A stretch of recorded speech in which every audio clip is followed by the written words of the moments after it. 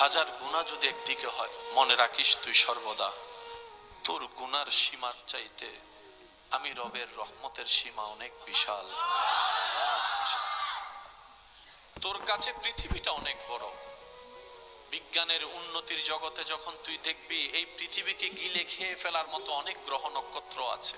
বান্দা, আমি তোর কাছে চাই। বান্দা বলে, আল্লাহ কি চাও? সব তো তুমিই দিয়েছো, তোমার আবার কি লাগে? রব বলে যে আমি দিয়ে আবার চাই, সেটাই আমার মহাব্বত। আমি রব তোকে খাবারটা দিয়েছি, তোর ক্ষুধা লাগলে যেন ক্ষুধাটা নিবারণ হয়, কিন্তু আমি চাই ওই খাবারটা শুরু করার আগেও তুই একবার আমাকে স্মরণ করবি, খাবার শেষ করে একবার আমি রবকে স্মরণ করবি। সুবহানাল্লাহ। বান্দা, তোর পরের দিনের কাজ করার জন্য শরীরের একটা এনার্জি দরকার, সেই এনার্জি অর্জনের জন্য তোর একটা পরিপূর্ণ ঘুমের দরকার। আমি রব তোকে ঘুম এনে দিব।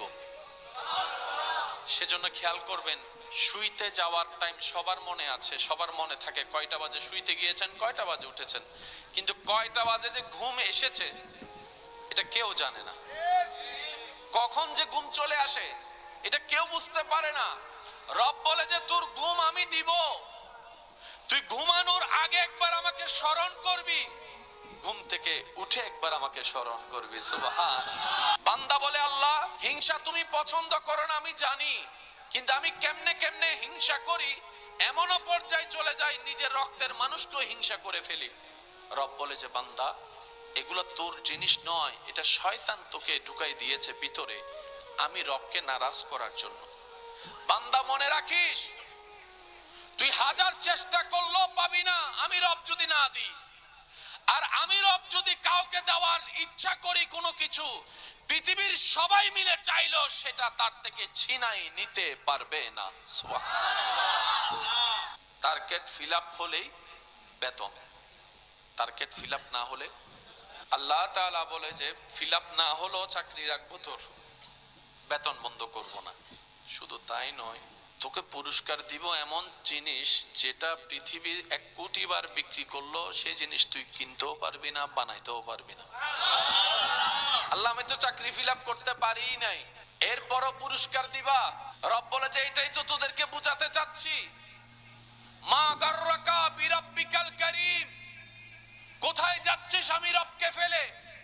পৃথিবীর এমন কোন জিনিস তোর প্রিয় হয়ে গেল আমি রবকে ভুলে গেলি তুই? বান্দা, আমি না তোর মায়ের পেটে তোর যত্ন নিয়েছিলাম, আমি না তিলে তিলে তোর শরীরটাকে গঠন করে দিয়েছিলাম, পানির ভিতর নিঃশ্বাস কেউ নিতে পারে না, আমি রব তোকে তোর মায়ের পেটের মধ্যে পানির ভিতরে নিঃশ্বাস নিয়ে বাঁচিয়ে রেখেছিলাম। সুবহানাল্লাহ। বান্দা, মা গাররাকা বিরাব্বিকাল কারীম, কোথায় যাচ্ছিস আমার মতো একজন রহিম রহমানকে ফেলে? তুই কোথায় যাচ্ছিস?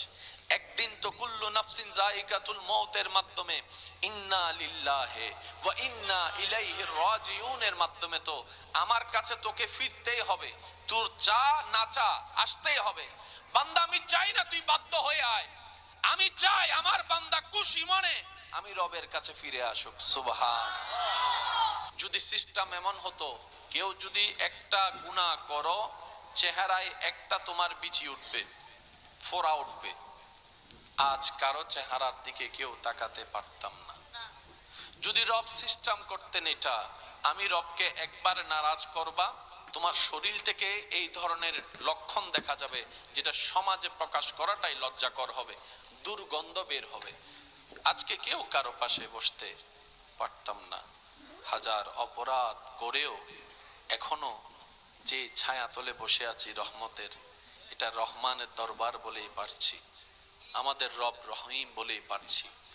রব বলে, বান্দা, দুনিয়ার মানুষ অপরাধীদেরকে খুঁজতে থাকে, ডাকতে থাকে, ধরতে থাকে সাজা দেওয়ার জন্য, আর আমি রহমান গুনাহগারদেরকে ডাকতে থাকি ক্ষমা করে দেওয়ার জন্য। সুবহানাল্লাহ। দুনিয়ার মানুষ অপরাধীদেরকে ধরতে থাকে সাজার মঞ্চে পৌঁছায় দেওয়ার জন্য, ফাঁসির মঞ্চে পৌঁছায় দেওয়ার জন্য।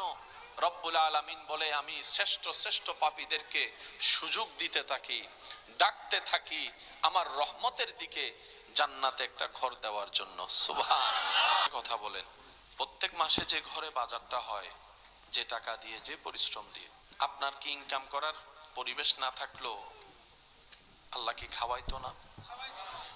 বলেন না, খাবারটা কি আসলে টাকা দিয়ে আসে? অনেক এমন শিল্পপতি আছে, টাকার কোনো অভাব নাই, টেবিল ভর্তি খাবার আছে, কিন্তু খাবার অনুমতি নেই। একটু বলেন না, বলেন না। হাজার কোটি টাকার মালিক, টেবিল ভর্তি খাবার খাইতে পারে না। স্যার একটু খান, আপনার জন্য রান্না করেছি, বলে যে না ডাক্তার নিষেধ করেছে। এটা খান, ডাক্তার নিষেধ করেছে। ওইটা খান, ডাক্তার নিষেধ করেছে। খাবার তো সামনে, পেটে ক্ষুধাও আছে, খেতে তো পারে না। টাকা থাকলে খাওয়া হয় না, রবের এজাজত লাগে। কথা বলেন ঠিক কিনা? আবার অন্যদিকে দেখেন, টাকা পয়সা তেমন কিছু নাই, নুন দিয়া ভাত দিয়া শাক দিয়া খাইয়া নাকটাই না ঘুমাইতেছে। অনেকে নরম বিছানায় যে শান্তির ঘুম ঘুমাতে পারে না। এমন অনেক বান্দা আছে রোদের মধ্যে, রিকশার মধ্যে, গাছের ছায়ায় বসে লম্বা ঘুম, নাক টেনে টেনে। আমাদের একটু বুঝটা খোলা দরকার। আমরা মনে করি এগুলা দিয়ে আসে। আপনি বলতে পারেন টাকা দিয়ে সব হয়, আপনি নিজে প্রশ্ন করেন টাকা দিয়ে কিচ্ছু হয় না, কিচ্ছু হয় না, কিচ্ছু হয় না। ওই টাকার ইনকামের উপর যখন রবের রহমত হয় তখন সেটা দিয়ে অনেক কিছু হয়ে যায়। আপনার অনেক ব্যস্ততা, তারপর আপনি আজানের ডাকে সাড়া দিয়ে নামাজে দাঁড়ায় গেলেন। আপনি মনে করছেন এটা আমার দায়িত্ব, নামাজ পড়া আমার দায়িত্ব। আপনি মনে করছেন পড়তে হবে, না হয় জাহান্নামে যাব, আযাব হবে, আর পড়লে সওয়াব হবে। বেশিরভাগ মানুষের যে চিন্তা। আপনি আপনার ডিউটি পালন করতে নামাজে গেলেন, আপনি জানেনও না আপনার রব আপনার মাথার উপর একজন ফেরেশতা দাঁড় করে দিয়েছেন। আপনি যতক্ষণ নামাজে দাঁড়ালেন, নামাজে রুকু সিজদা করলেন, ততক্ষণ পর্যন্ত নামাজের মাথার উপরে থাকা সেই ফেরেশতা রবের কাছে নামাজীর পক্ষ হয়ে ক্ষমা চাইতে থাকে। আল্লাহ গো, নামাজে দাঁড়ানো মানে তো তোমার দরবারে হাজিরা দেওয়া। সুবহানাল্লাহ। আল্লাহ, কোরআন তেলাওয়াত করা মানে তো তোমার সাথে কথা বলা। আল্লাহ, রুকু করা মানে তো তোমার দরবারে অহংকারকে মিটিয়ে দিয়ে ঝুঁকিয়ে যাওয়া। আল্লাহ, সিজদা করা মানে আমিত্ব অহংকার সব বিলীন করে নিজেকে পানির সাথে মাটির সাথে মিশাই দিয়ে বান্দা তোমার দরবারে ঝুঁকে যাওয়া। আল্লাহ গো, যে তোমার দরবারে ঝুঁকে সে তো খালি হাতে যেতে পারে না, যে তোমার দরবারে ঝুঁকে সে তো কখনো ব্যর্থ হতে পারে না, যে তোমার দরবারে ঝুঁকে সে তো কখনো জাহান্নামী হতে পারে না। আল্লাহ গো, তোমার দয়ার তো সীমা নাই। সে না বুঝে অনেক ভুল করেছে, বন্ধু বান্ধবের পাল্লায় পড়ে অনেক ভুল করেছে, নিজের নফসের চাহিদাকে মিটাতে গিয়ে অনেক ভুল করেছে। আল্লাহ, তার তো অতীত পাল্টানোর ক্ষমতা নাই, তুমি চাইলে তো তার অতীত পাল্টাই দিতে পারো, অতীত পাল্টাই দিতে পারো। আল্লাহ, এই নামাজিকে তুমি মাফ করে দাও। আপনি নামাজ পড়ছেন আপনার ধ্যানে, এদিকে আপনাকে বাঁচানোর জন্য আপনার রব নিজে থেকেই ফেরেশতা পাঠিয়ে সুপারিশ করে আপনার গুনাহ মাফ করে দিচ্ছেন। খুব দ্রুত গতিতে আমাদের হায়াত শেষ হয়ে যাচ্ছে। চোখের পলকেই কেমন জানি সকাল সন্ধ্যা হয়ে যায়, শনিবার কেমন জানি দ্রুত গতিতে বৃহস্পতিবার পার হয়ে শুক্রবারে জুমার দিনে চলে আসে। কল্পনার বাইরেই, চিন্তা করা ভাবনা করার আগেই আমাদের জন্য আল্লাহ তাআলা যতটুক হায়াতের ভিসা বাজেট করেছেন, বাজেট করে দিয়েছেন, এই সময়গুলা শেষ হয়ে যাচ্ছে। আপনারাও হয়তো আমি অধমের সাথে একমত পোষণ করবেন, এই হায়াতকে পরকালে সুখে থাকার জন্য, শান্তিতে থাকার জন্য যেই পরিমাণ যেইভাবে কাজে লাগানোর দরকার ছিল, আপনি আমি আমরা কেউ সেভাবে পরিপূর্ণভাবে কাজে লাগাতে কেউ পারিনি। মনে হয় অর্জন করেছি অনেক কিছুই, মনে হয় দুনিয়াতে থেকেছি অনেক বছর, এই ধারণা কম বেশি সব মানুষের মাথায় আসে। অনেকে তো এমনও চিন্তা করে সময় যাচ্ছে না কেন, সময় কাটছে না কেন বলে আফসোস করে। কিন্তু যারা আইসিইউতে আছে, এই সমস্ত মানুষরা একটা সেকেন্ড বাঁচার জন্য কত ফরিয়াদ করতেছে। আল্লাহ তাআলা যেই লক্ষ্যে আমাদেরকে পাঠিয়েছেন, আমরা কিন্তু কেউ সেই লক্ষ্যটা পরিপূর্ণ করতে পারিনি। টার্গেট পরিপূর্ণ না হলে কখনো পুরস্কার দেওয়া হয়। টার্গেট পরিপূর্ণ না হলে এক দুইবার তিনবার ফেল করলে তাকে আর কোম্পানিতে চাকরিতে রাখা হয়। টার্গেট পরিপূর্ণ করতে না পারলে সে আর ইনকাম করতে সৌভাগ্য আমাদের এত মহান, আমাদের রব হচ্ছেন রব্বুল আলামিন। পিছন পর্যন্ত শুনতে চাই রবের প্রশংসায় সুবহানাল্লাহর আওয়াজ, আর জোরে, আর একটু মহাব্বতের আওয়াজে। সৌভাগ্য আমাদের এত মহান, আমাদের রব রব্বুল আলামিন, আমাদের নবী রাহমাতুল লিল আলামিন। টার্গেট ফিল আপ না হলে কখনো তাকে পুরস্কার দেওয়া, সুযোগ দেওয়া হয় একবার, দুইবার, তিনবার, এরপরে কোম্পানি তাকে রাখতে চায়। কারণ যার কারণে লস হয় তাকে রাখবে কেন? অনেকে একটা কথা বলে, আত্মীয়তার সম্পর্ক বাহিরে, ব্যবসা ব্যবসার জায়গায়, চাকরি চাকরির জায়গায়। আল্লাহ তাআলা আমাদের সবাইকে একটা টার্গেটে পাঠিয়েছেন। ওয়ামা খালাকতুল জিন্না ওয়াল ইনসা ইল্লা লিয়াবুদুন। রবের ইবাদত করে 24টা ঘন্টায় জীবন যাপন করে রবকে খুশি করে চলা, রবকে খুশি করে দিন করা, রবকে খুশি করে রাত উদযাপন করা, রবকে খুশি করতে করতেই একদিন শেষ নিঃশ্বাস নিয়ে বিদায় নেওয়া। আমরা টার্গেটকেও পরিপূর্ণ করতে, একটু জোরে বলেন, আমরা সকালেও ফেল, দুপুরও, বিকালে, রাতে, শনিবারে, বৃহস্পতিবারে, শুক্রবারে, ঈদের দিনও, রমজানেও, হজের দিনও, কোরবানির দিনও আমরা বেশিরভাগ সময় টার্গেটে ফেলে আছি। কিন্তু রব এত দয়াবান, বারবার ফেল করার পরও রব ডাক দিয়ে বলে, বান্দারে লা তাকনাতু মির রাহমাতিল্লাহ, আমি আল্লাহর রহমত থেকে নিরাশ হইস না, মন ছোট করিস না। টার্গেট ফিল আপ করতে না পেরে যত গুনাহ করেছিস তুই তওবা কর, আমি আল্লাহ ক্ষমা করে দিতে রাজি আছি। সুবহান।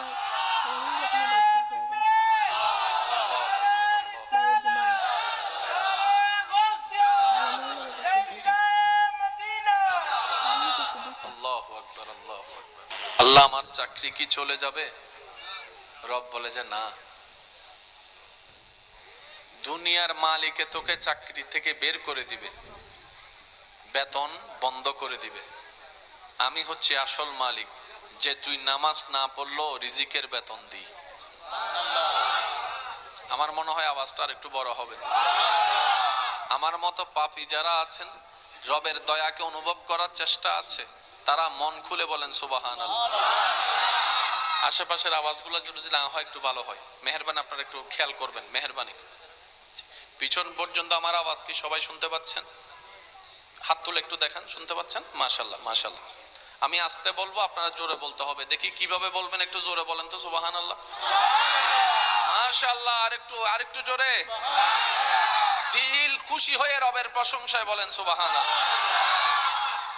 আল্লাহ, আমি তো টার্গেট ফিল আপ করতে পারিনি, চাকরি কি চলে যাবে?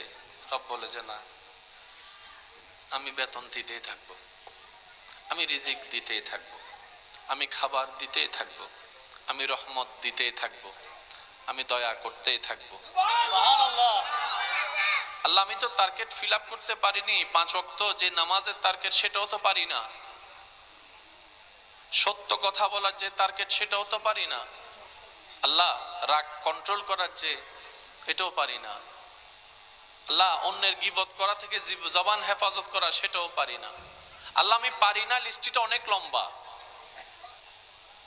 আমার না পারার লিস্টটা মহা লম্বা, কিন্তু পারার লিস্টে যা আছে সেটার উপর আমার কোনো এতেমাদ নাই।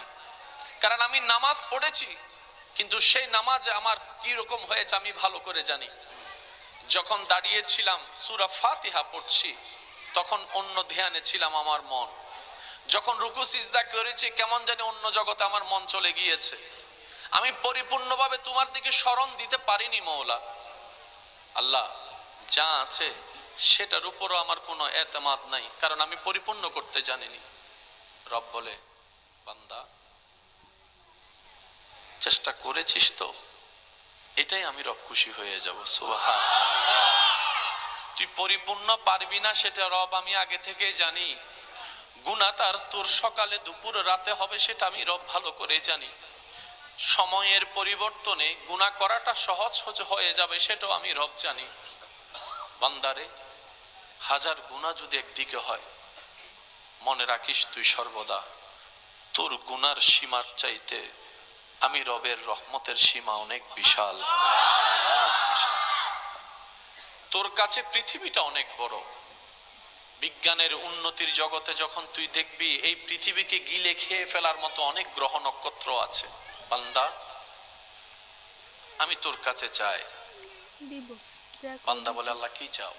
সব তো তুমিই দিয়েছ, তোমার আবার কি লাগে? রব বলে যে আমি দিয়ে আবার চাই, সেটাই আমার মহাব্বত।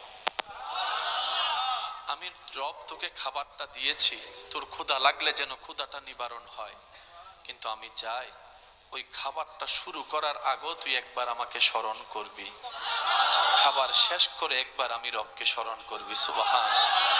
বান্দা, তোর পরের দিনের কাজ করার জন্য শরীরের একটা এনার্জি দরকার, সেই এনার্জি অর্জনের জন্য তোর একটা পরিপূর্ণ ঘুমের দরকার। আমি রব তোকে ঘুম এনে দিব। সেজন্য খেয়াল করবেন, শুইতে যাওয়ার টাইম সবার মনে আছে, সবার মনে থাকে কয়টা বাজে শুইতে গিয়েছেন, কয়টা বাজে উঠেছেন, কিন্তু কয়টা বাজে যে ঘুম এসেছে এটা কেউ জানে না। কখন যে ঘুম চলে আসে এটা কেউ বুঝতে পারে না। রব বলে যে তোর ঘুম আমি দিব, তুই ঘুমানোর আগে একবার আমাকে স্মরণ করবি, ঘুম থেকে উঠে একবার আমাকে স্মরণ করবি। সুবহান।